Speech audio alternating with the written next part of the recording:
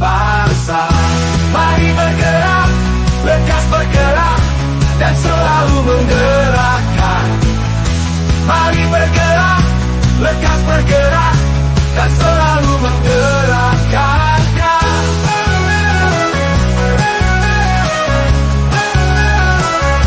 Mari.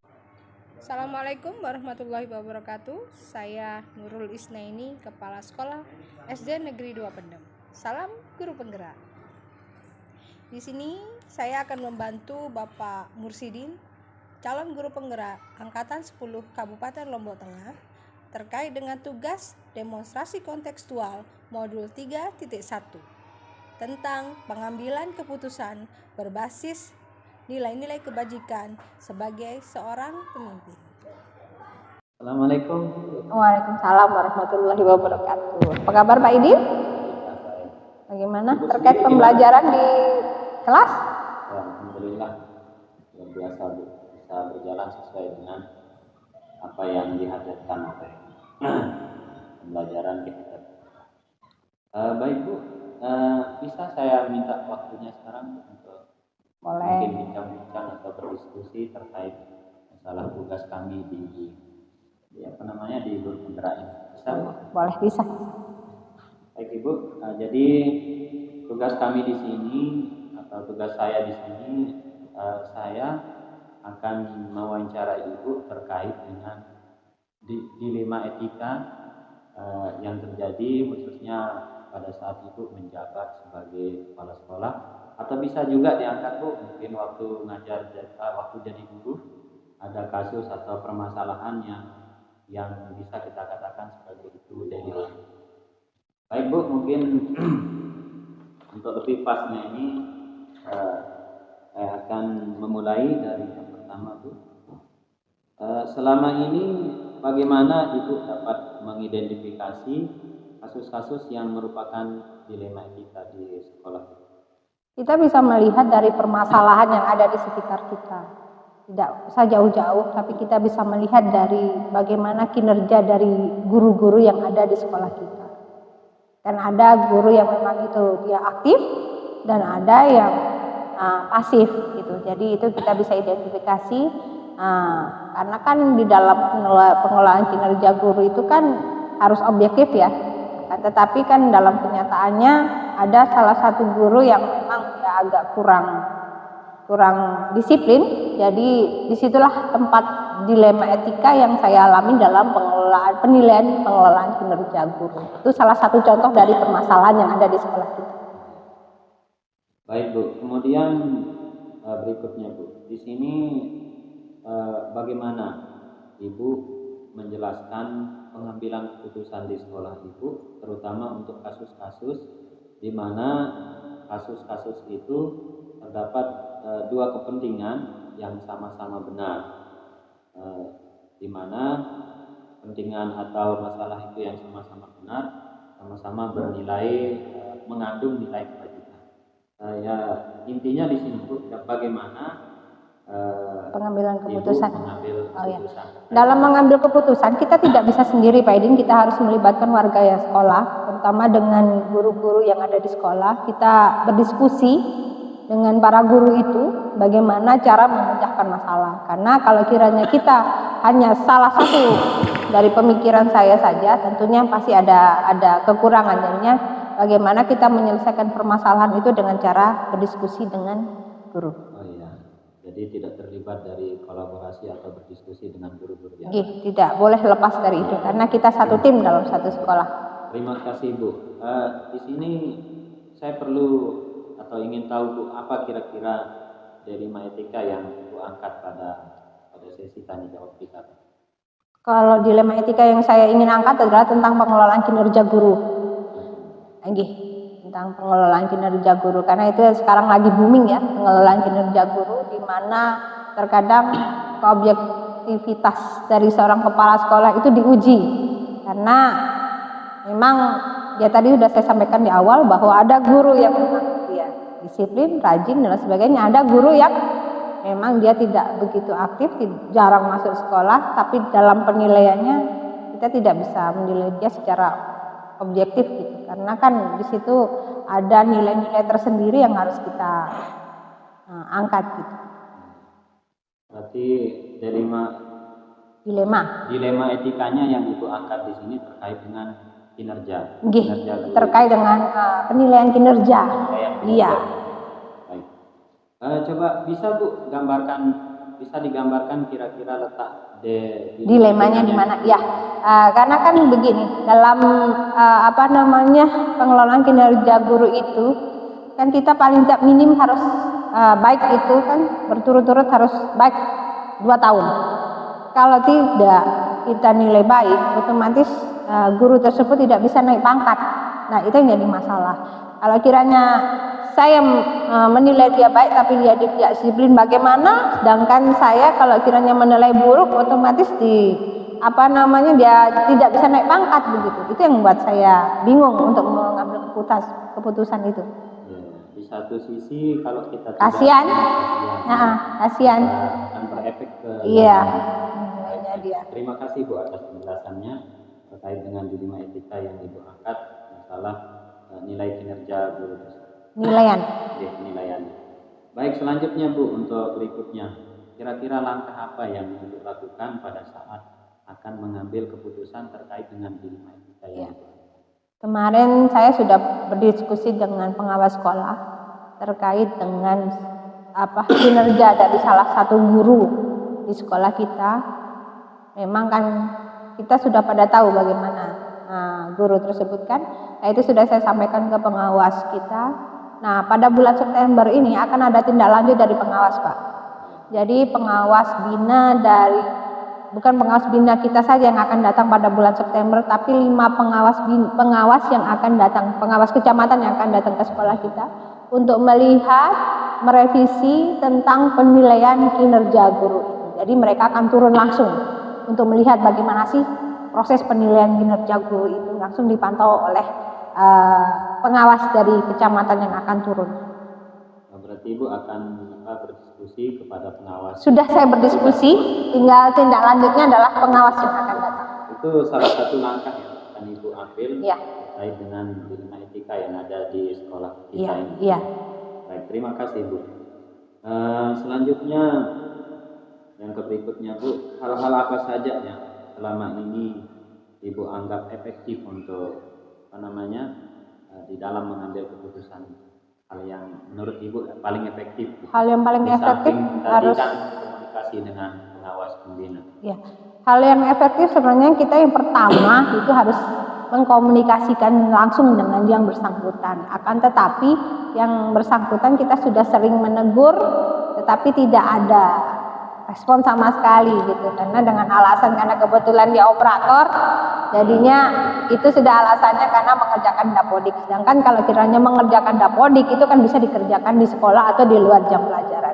Itu yang jadi masalah yang harus kita tuntaskan. Kita sudah menegur dia baik-baik tapi tidak ada responnya hanya seperti itu. Sedangkan anak-anak kan selalu ketinggalan di kelas, kan kasihan juga.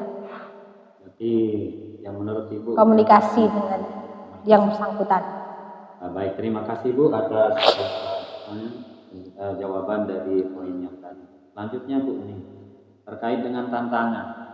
Jadi waktu Ibu mengambil keputusan, kira-kira apa tantangan yang muncul waktu itu? Kalau tantangan itu sebenarnya kasihan gitu. Kalau kiranya saya mau objektif, kan kasihan kalau kiranya kita ini kan terkait dengan kinerja guru. Kalau kiranya 2 tahun berturut-turut nilainya jelek, dia tidak bisa naik pangkat. Apalagi kalau kiranya dia P3K kan bisa diputus kontrak. Itu yang jadi permasalahan tantangan saya. Karena kasihan bagaimana ya cara mengkomunikasikan kepada dia itu loh, supaya dia paham, itu yang menjadi tantangan tersendiri buat saya. Karena selama saya berkomunikasi tidak pernah nyambung sama sekali. Nyambung tapi responnya enggih, tapi tidak direspon yang sepenuh hati gitu. Enggih doang, tapi tidak di mulut aja, tapi tidak dilaksanakan. Jadi di sini yang Ibu munculkan itu keadilan lawan kasihan. Ya. Terima kasih Bu. Selanjutnya Bu, pada saat Ibu akan mengambil keputusan terkait dengan dilema yang ada di sekolah ini, apakah Ibu membuat semacam jadwal atau tata kelola untuk misalnya memanggil guru itu sejauh ini apa yang pernah Ibu lakukan? Apakah berbentuk jadwal atau tata kelolanya kayak gimana? Kalau kiranya kita ini kan itu sudah dalam PMM itu sebenarnya sudah ada alurnya bagaimana kita pertama melakukan observasi dan lain sebagainya. Cuman tindakan yang saya lakukan pertama dengan cara menegur dia adalah secara personal, secara pribadi. Pribadi tidak bisa, kita sudah bicarakan di forum dengan rekan-rekan guru yang lain.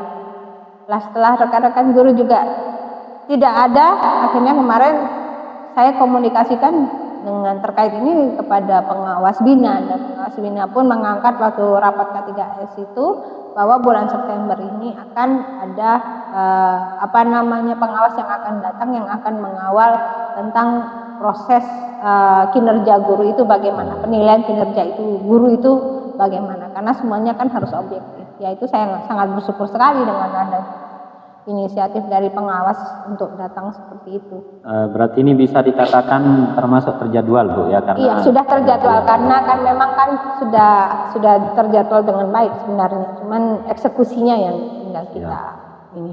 Oke, Bu, terima kasih. Selanjutnya ini, Bu, apakah dalam pengambilan keputusan yang akan Ibu berikan itu ada nggak seseorang atau faktor-faktor lain yang permudah dalam proses ini, Bu, yang terlibat dalam hal ini? Kalau kiranya faktor-faktor lain, yaitu tadi dipermudah dengan pengawas bina yang langsung direspon, sehingga nanti semua pengawas akan turun. Karena kasus ini kan tidak terjadi di SD2 Pendem saja kan, dia bisa saja terjadi di SD-SD lain. Oleh karena itu dari Korwil Dikbud kemarin langsung respon terkait laporan yang saya berikan kepada pengawas bina, ya tinggal kita tunggu actionnya untuk bulan September ini. Oh iya. Oke, Bu, terakhir ini, Bu, terkait dengan dari semua hal yang telah Ibu sampaikan tadi, pembelajaran apa yang Ibu dapatkan dari pembelajaran yang saya dapatkan dari ini ya? Terkait dengan pengambilan keputusan ini. Keputusan yang pertama adalah perlunya komunikasi yang baik antara kepala sekolah, saya sendiri sebagai kepala sekolah kepada bawahan. Kemudian bagaimana cara mengkomunikasikan permasalahan itu dengan baik kepada bawahan sehingga bawahan juga memahami apa yang dimaksud oleh atasan. Kemudian supaya ada tindak lanjut setelah apa yang sudah saya berikan yang sudah saya teguran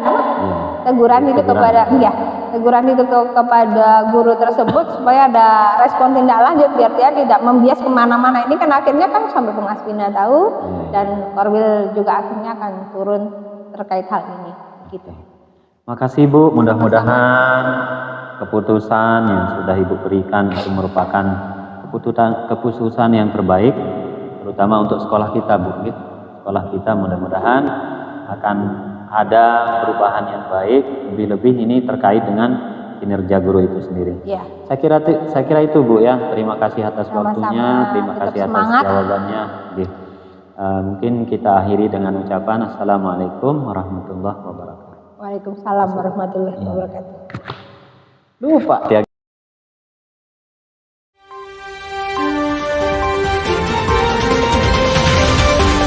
Assalamualaikum, Bapak. Waalaikumsalam. Gimana kabarnya nih? Alhamdulillah. Mudah-mudahan kita selalu sehat walafiat, selalu dalam lindungan Allah yang Maha Kuasa, serta dimurahkan rezeki yang halal serta barokah. Ampura Bapak, terkait dengan tugas kami ini ada beberapa poin atau beberapa soal yang akan saya ajukan terkait dengan tugas kami ini. Bisa yang ajukan soal itu Bapak?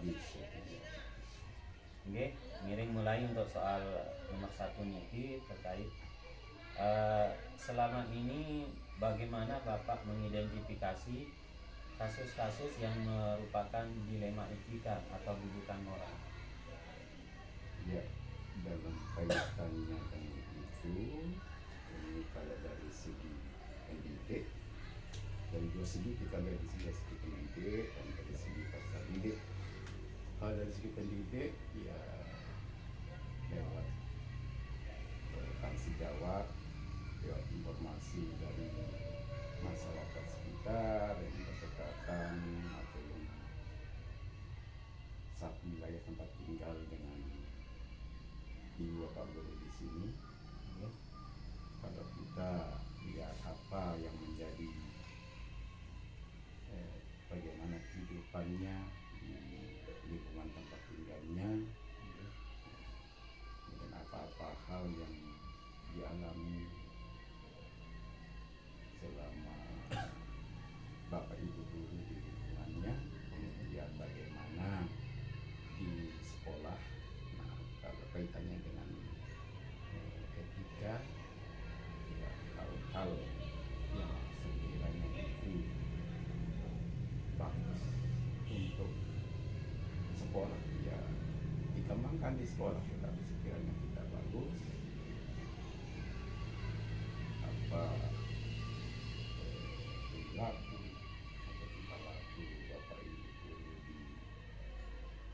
di rumah atau di lingkungan masyarakatnya itu jangan sampai dibawa ke lingkungan sekolah. Jadi kita mengkomunikasinya lewat informasi dari rekan sejawat atau masyarakat tidak kita tempat tinggal bapak ibu guru tersebut. Di samping itu juga ya kita kadang juga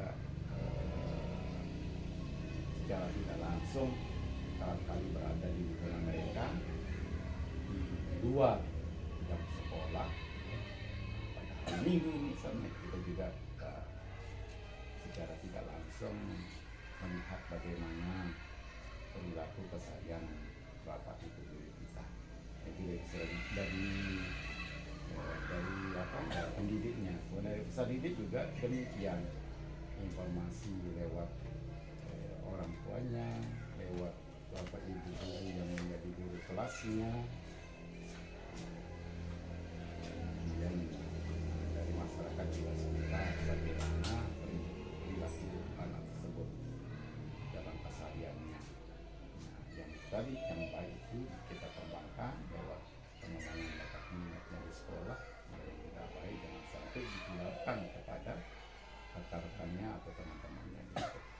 Jadi kesimpulannya niki Bapak monggo mengidentifikasi di saat ada guru, baik itu guru maupun siswa, monggo mengidentifikasinya lewat rekan sejawat atau lingkungannya. Mungkin baik Bapak, terima kasih atas jawabannya. Kemudian ini Bapak terkait dengan selama ini kan bagaimana Bapak menjalankan pengambilan keputusan di sekolah Bapak, terutama untuk kasus-kasus di mana ada dua kepentingan yang sama-sama benar atau sama-sama mengandung nilai kebajikan. Oke. Tetap walaupun kita selaku pimpinan atau top leader di sini dalam pengambilan keputusan yang di mana tersebut untuk kepentingan bersama di lingkungan sekolah, tetap kita meminta sumbangsih saran pendapat dari rekan-rekan guru yang lain, sehingga apapun keputusan yang kita berikan nanti pada dua hal yang bernilai benar, keputusan yang kita berikan itu juga nantinya bermanfaat untuk guru yang bersangkutan maupun untuk rekan guru yang lain. Di sini Bapak apa yang belum mau angkat di sini yang mau diselesaikan, mungkin terkait dengan kasus D5 etika apa nih untuk rekan-rekan guru gitu. Bisa untuk guru, bisa untuk siswa. Bisa guru dan siswa.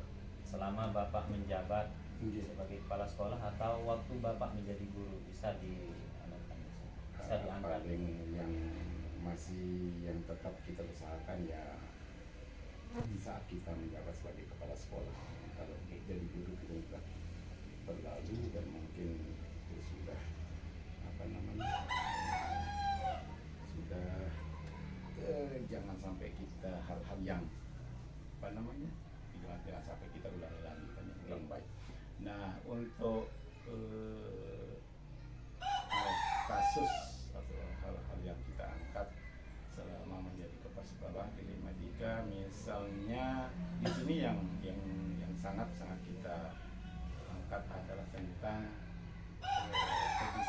dengan bapak ibu guru di sekolah. Nah, memang satu sisi kan tugas mengajar itu kewajiban. Dari satu sisi keluarga juga, perhatian keluarga memang juga harus diperhatikan kan. Anak-anak yang masih kecil, kemudian suaminya kadang bagi ibu-ibu guru ya, perlu juga diperhatikan. Tapi tetap yang menjadi landasan kita adalah kalau sudah kewajiban kita untuk melaksanakan tugas, ya apapun di luar itu kita harus fokus untuk memperhatikan tugas kewajiban kita, karena amanah yang diberikan oleh Allah atas itu, sehingga ada keberkahan dalam rezeki yang kita peroleh melalui itu, oleh tugas selaku pendidik, sehingga mau tidak mau itu harus menjadi fokus utama. Dari satu sisi kan memperhatikan anak juga yang apalagi masih kecil, kayak sekarang ada yang divaksin izin gitu kan. Nah, itu juga kewajibannya selaku orang tua. Tapi tetap kita sikapi bahwa tugas mengajarnya adalah sebagai suatu kewajiban. Nah, kita sarankan agar misalnya imunisasi yang dilaksanakan pada anak itu tidak mengganggu 100% lah kegiatan atau tugasnya selaku pendidik di sekolah.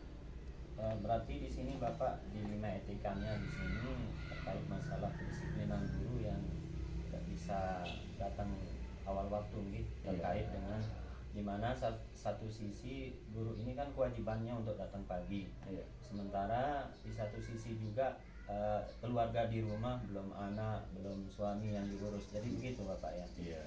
Baik, selanjutnya Bapak langkah-langkah pelungguh atau Bapak di saat mengambil keputusan terkait dengan masalah yang tadi itu Bapak bisa diceritakan. Tetap yang pertama kita secara tidak secara formal, tapi secara waktu kita bersama-sama di luar main atau setelah jam pelajaran sekolah selesai pada zuhur kita kumpul bersama sambil bersenda gurau. Artinya tidak kita justice langsung yang bersangkutan, karena kalau kita justice langsung mungkin sebagai orang dewasa ada ketersinggungan atau ada apa nanti yang itu yang kita jaga.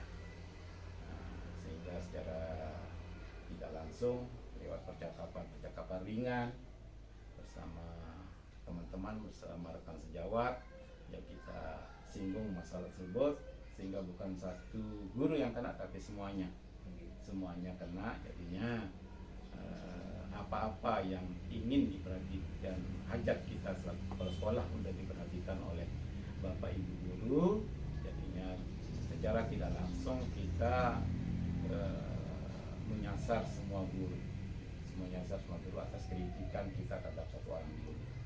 Itu dipakai waktu keluar main gitu? Ada tulisan, tulis apa yang kerjakan apa yang ditulis, tidak ada kata terlambat untuk terus berusaha mendisiplinkan.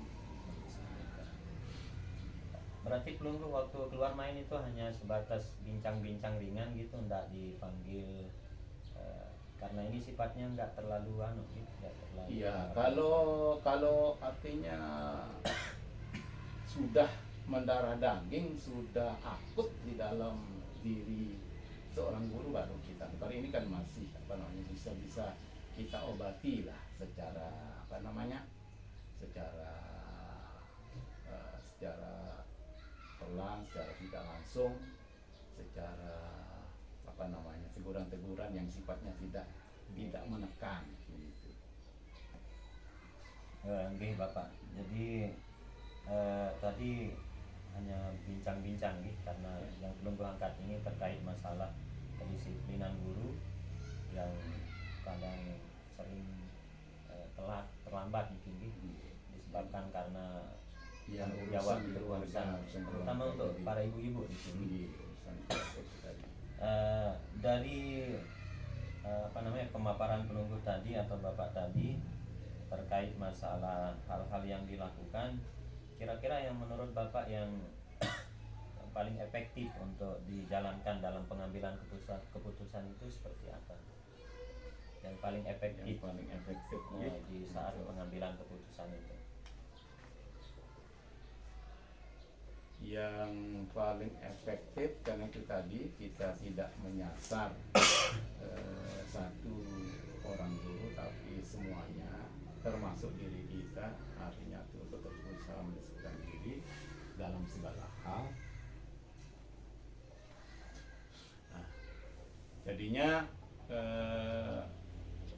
kalau dilihat mana yang paling efektif, maka di sini dapat kita sampaikan bahwa teguran secara tidak langsung itu yang tidak menjustis itu saya kira efektif, karena kita tidak membuat orang yang kita tegur itu merasa tersinggung, merasa dipojokkan dan sebagainya. Bentuknya secara tidak langsung itu seperti apa, Bapak? Ya, tadi saya sampaikan kan percakapan ringan, ya. Yang percakapan. Percakapan ringan begini, contohnya, guru, kenapa tadi kok sampai terlambat kedatangannya? Nah, misalnya begini-begini, menojaan kalau begitu, Pak, bagaimana ini Pak? Ya kita sebut nama guru yang lain dengan kok ada solusi atau ada solusinya atau bagaimana agar tidak terulang lagi, agar tidak bisa diatasi masalah itu misalnya kan. Kayak tadi kan entah ada anak yang mau diimunisasi, mungkin bisa minta tolong ke saudaranya atau siapa saja di sana yang turut mengasuh anaknya tersebut. Kita tanya teman yang lain, misalnya kebetulan ada misalnya ibu yang lain juga sama-sama buat anaknya kecil, gimana imunisasi anaknya, siapa yang bawa ke tempat imunisasi. Hal-hal seperti kan bisa berarti di sana letak tidak langsungannya, gitu. Iya, tidak langsung. Kita sebut nama orang lain, bukan untuk nama yang bersangkutan.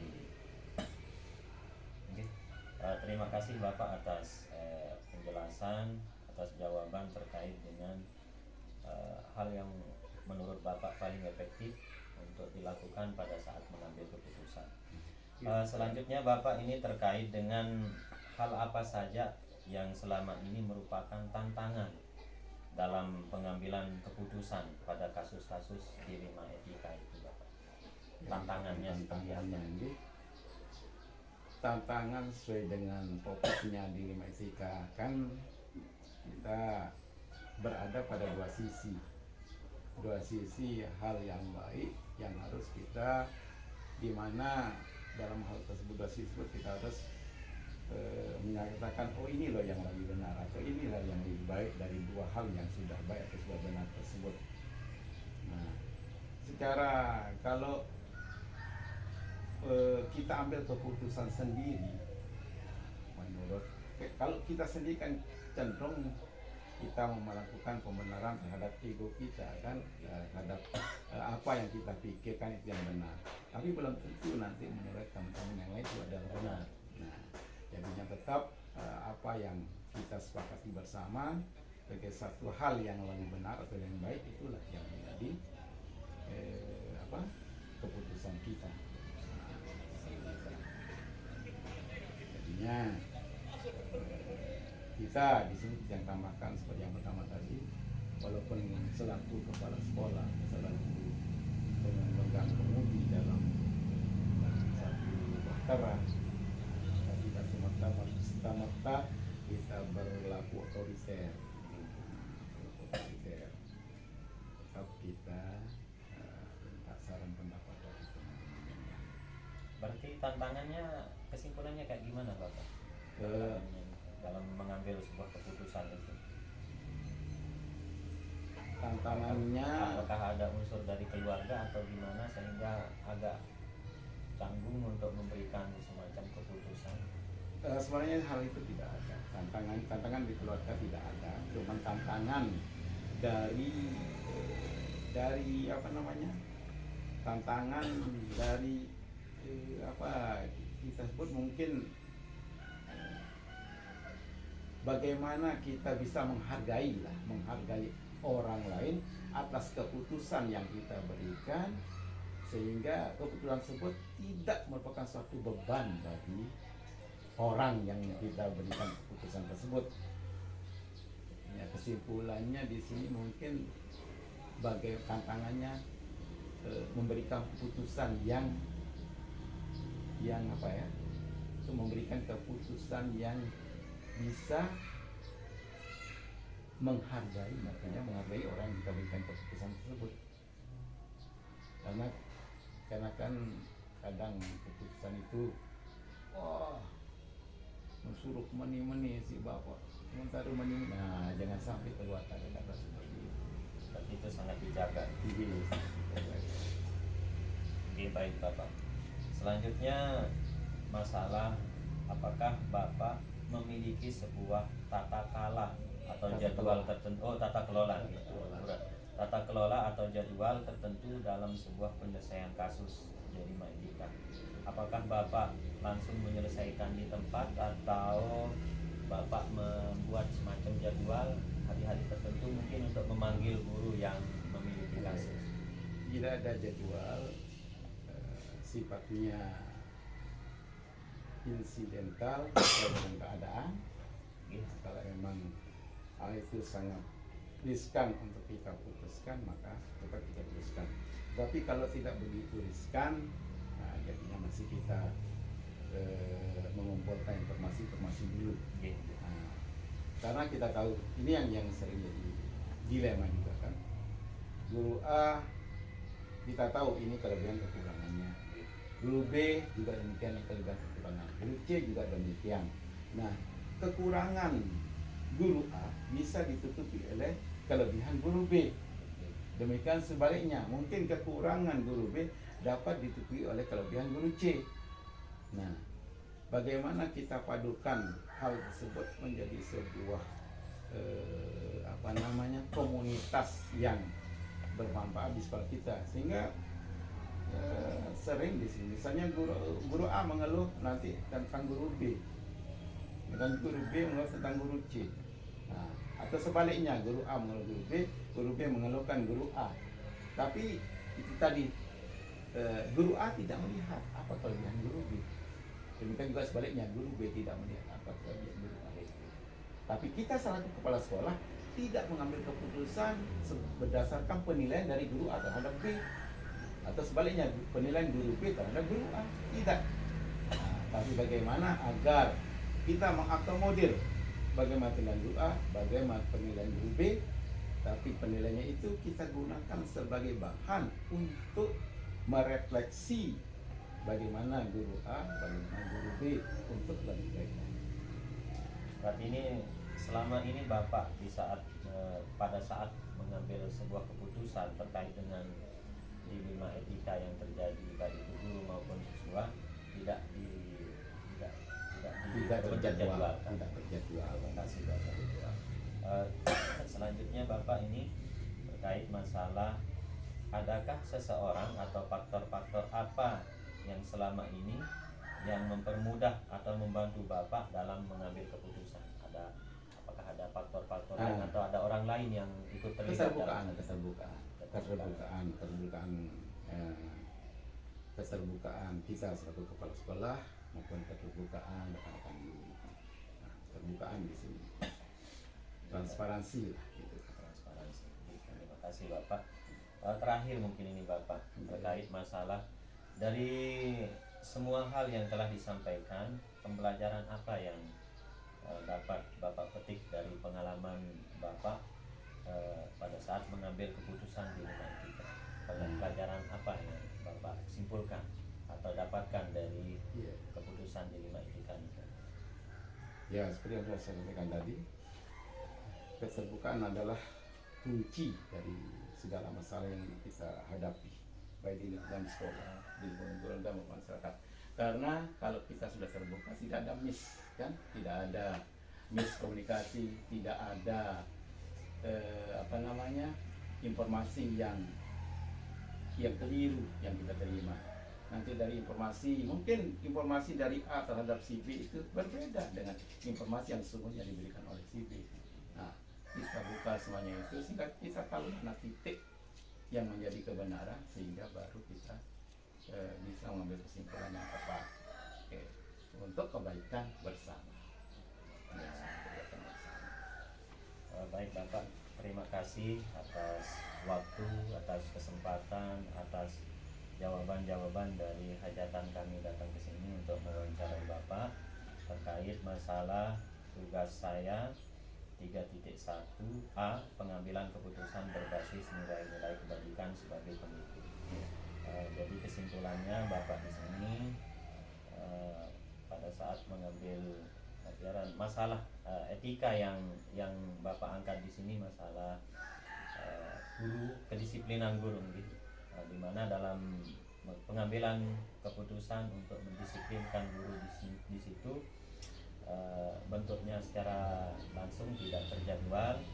Kemudian inti dari semua ini adalah keterbukaan, sehingga akan terjalin komunikasi yang harmonis. Ya, baik, terima kasih Bapak. Mungkin jangan akhiri sampai di sini. Assalamualaikum warahmatullahi wabarakatuh. Wow.